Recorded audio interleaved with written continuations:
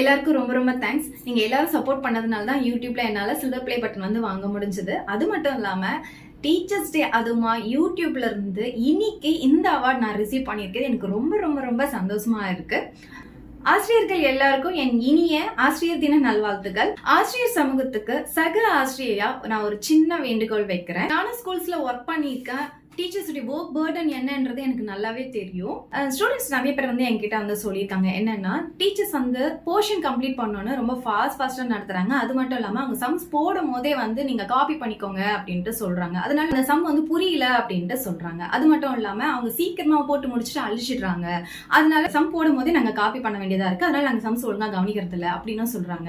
So டீச்சர்ஸ்க்கு வந்து நான் சொல்றது என்னன்னா, அவங்களுக்கு வந்து கொஞ்சம் டைம் கொடுங்க ப்ளீஸ். ஏன்னா டீச்சர்ஸ் நம்ம சொல்லி கொடுக்குறது ஸ்டூடெண்ட்ஸ் வந்து சிறந்த முறையில வந்து அதை போய் ரீச் ஆகணும். சோ அதனால அவங்களுக்கு நம்ம சொல்லி கொடுக்கறது புரியணும்ன்றதுக்காக இந்த சின்ன கோரிக்கையை வந்து நான் உங்களுக்கு வைக்கிறேன். ஸ்டூடெண்ட்ஸ்க்கு வந்து நான் சொல்லிக்க விரும்புறேன், உங்க டீச்சர்ஸ் வந்து உங்களுக்கு ஹோம்ஒர்க் கொடுப்பாங்க. அவங்க சொல்லி கொடுத்த மெத்தடை ஃபாலோ பண்ணி நீங்களே அந்த சம்மை வந்து ட்ரை பண்ணி பாருங்க.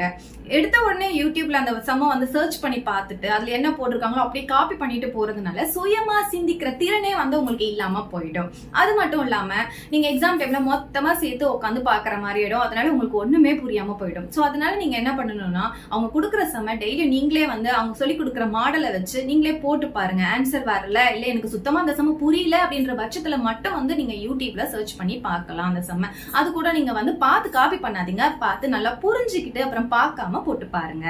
நான் ஸ்கூல் படிக்கும் போது எங்க மேக்ஸ் டீச்சர் வந்து ஹோம்ஒர்க் கொடுப்பாங்க.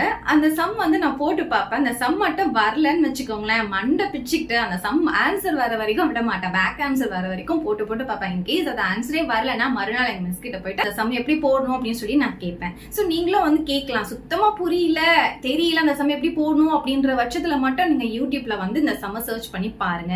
யூடியூப்ல நீங்க பாக்குறதுனால எனக்கு வியூஸ் வரணும், நான் ஏர்ன் பண்ணணும் அப்படின்ற எண்ணம் எல்லாம் வந்து எனக்கு சுத்தமா கிடையாது. ஏன்னா நீங்க அந்த சம்ஸ் எல்லாம் அப்படியே பார்த்துட்டு நீங்க அதை வந்து ஒர்க் அவுட் பண்ணும்போது உங்களுக்கு சுயமா சிந்திக்கிற திறனே இல்லாம போயிடும். அப்படி இருக்கக்கூடாது, அது வந்து ரொம்ப ரொம்ப தப்பு.